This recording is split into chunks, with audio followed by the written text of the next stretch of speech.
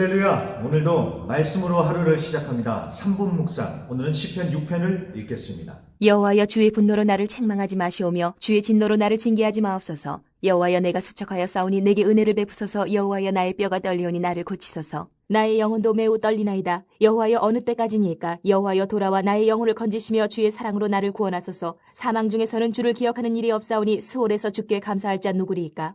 내가 탄식함으로 피곤하여 밤마다 눈물로 내 침상을 띄우며 내 요를 적시나이다. 내 눈이 근심으로 말미암아 쇠하며 내 모든 대적으로 말미암아 어두워졌나이다. 악을 행하는 너희는 다 나를 떠나라. 여호와께서 내 울음소리를 들으셨도다.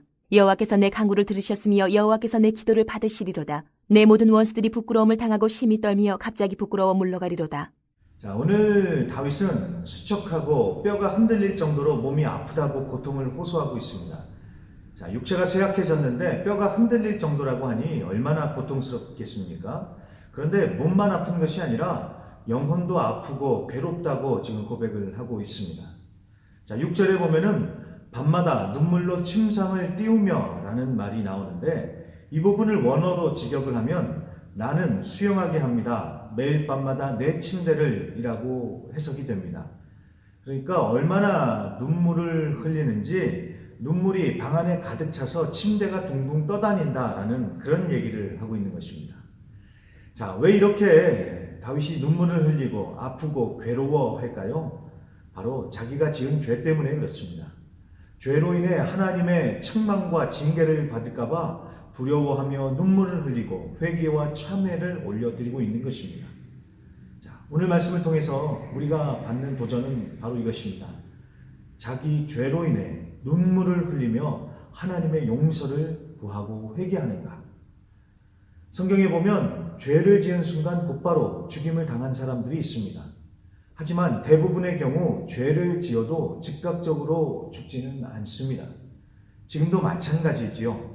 우리가 죄를 짓는다고 갑자기 벼락이 내려쳐서 죽거나 하지는 않습니다. 하지만 그렇다고 해서 하나님이 안 계셔서 그런 것이 아니고 또 죄를 지어도 괜찮다라는 뜻이 절대로 아닙니다. 만약 죄를 지을 경우 즉각적으로 벌을 받아야 한다면 우리는 하루에 수십 번도 더 벼락에 맞아야 할 것입니다.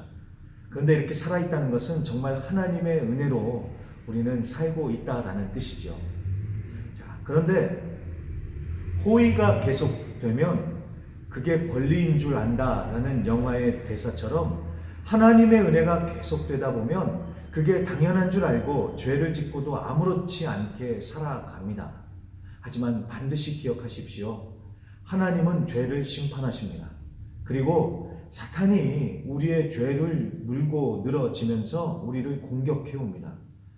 방법은 하나님 앞에 철저하게 회개하며 하나님의 은혜를 구하는 것밖에는 없습니다. 자꾸만 죄를 감추고 부정할 것이 아니라 하나님 앞에 솔직하게 죄와 허물을 고백하십시오.